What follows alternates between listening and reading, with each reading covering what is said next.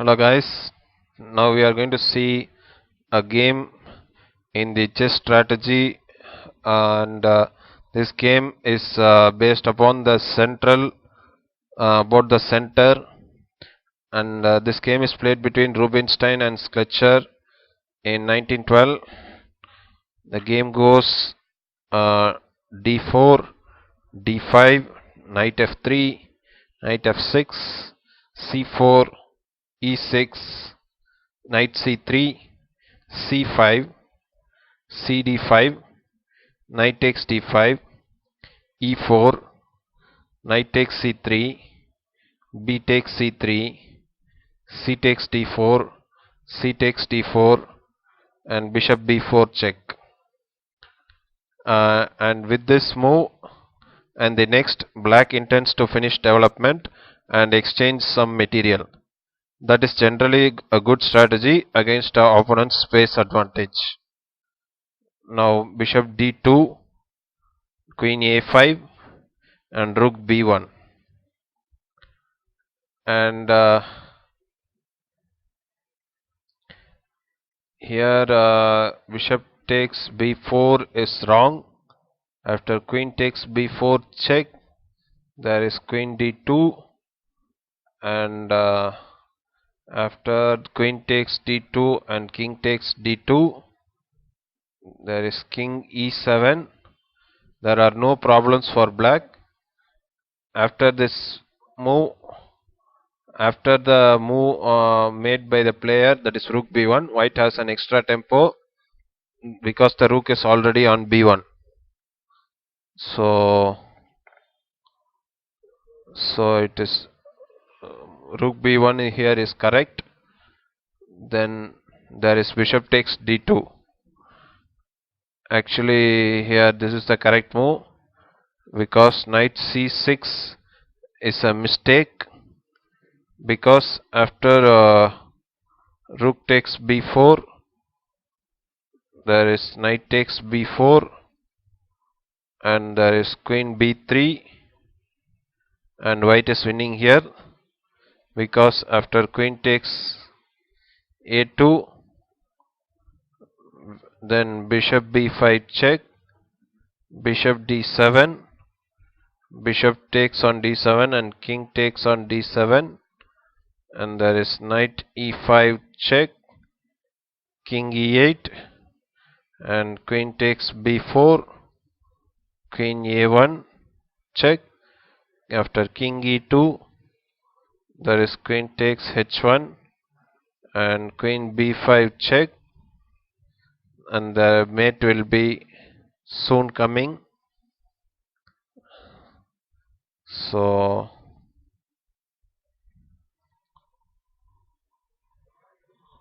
knight c6 is a mistake. Bishop takes d2 is correct, and after queen takes d2, there is queen takes d2 check, and king takes d2. White is slightly better due to his space advantage and better development.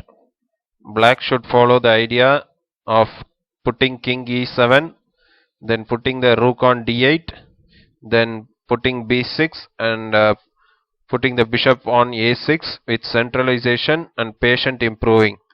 But instead, black played castle shot here. This is a very bad move, neglecting centralization principles. So here, how should white continue?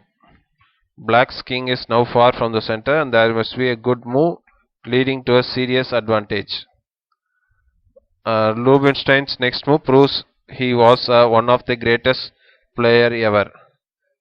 He played bishop b5. This is a brilliant move. It looks like a waste of time, but white will actually win a tempo. The move has 2 points. First, it prevents natural developing moves such as knight c6 or knight d7 or even bishop d7. And secondly, it forces the move a6, weakening the b6 square.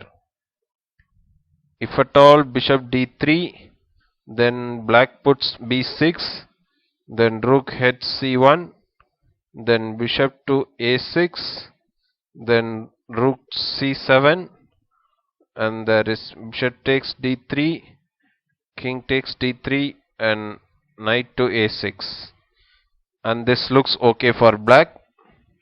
So so that now bishop b5 was the correct move. Now a6, now bishop d3, and now rook d8. Here knight c6 and rook b6 is coming, and this is bad for black.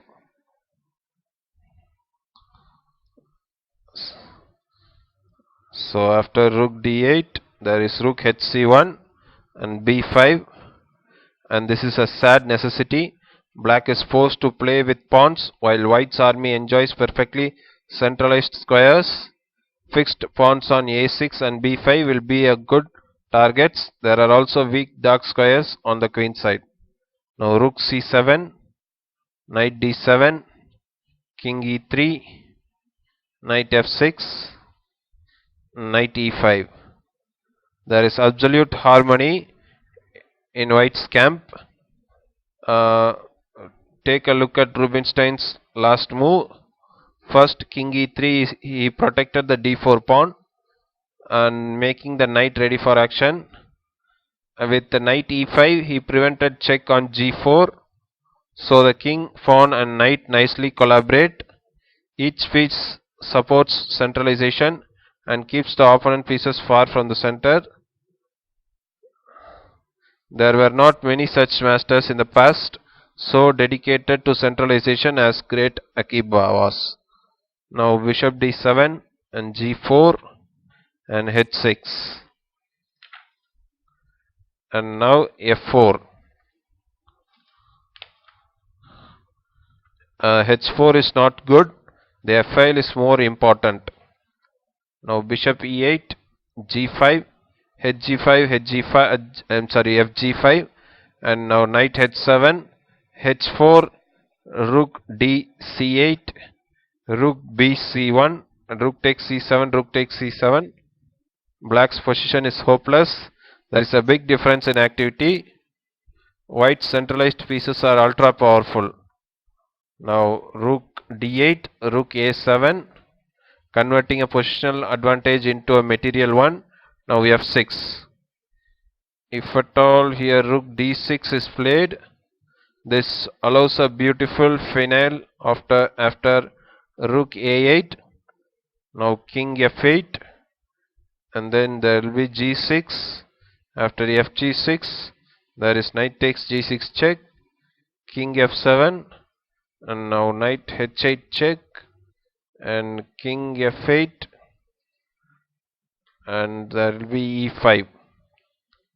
Now white pieces are placed in corners, but this setup will decide the game. So rook d6 was a blunder. So f6 and then gf6, gf6. Now knight g4, bishop h5, knight h6 check, and king h8, and then bishop e2. This is a small trick, and if at all the bishop takes on e2, there is knight f7 fork. So after bishop e2, there is bishop e8, rook takes a6, king g7, knight g4, f5, rook a7 check, king h8. If at all king comes to g6, it is bad because after h5 there is h5 check, and the king cannot take on h5 because there is this double check, and after this there will be this, so that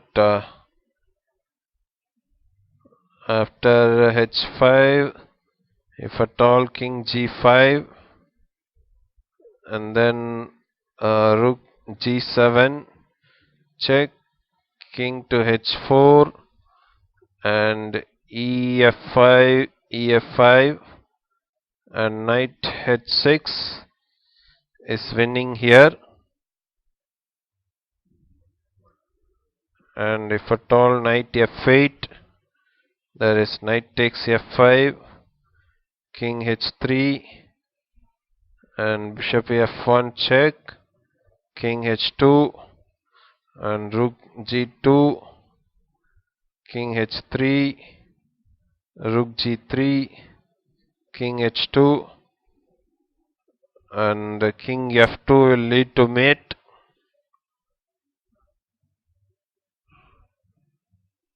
So king g6 cannot be played. So king h8 was correct. And now knight e5 and fe4. It looks like black consolidated his position by exchanging material, but Rubinstein's next move proves black is desperately lost. He puts bishop takes b5, and now knight f6, bishop takes e8, rook takes e8, and king f4. White chooses the fastest plan. Black's king is in danger, and he goes directly for the kill. Now king g8, king g5, rook f8, and king g6, and black resigned here. From the opening, the white pieces dominated in the center, while black was not allowed to activate his pieces. Black made only one bad move, that is castling. So this move was enough for Rubinstein to demonstrate his amazing understanding of chess strategy. So guys, I hope you would have enjoyed the game. Thank you all.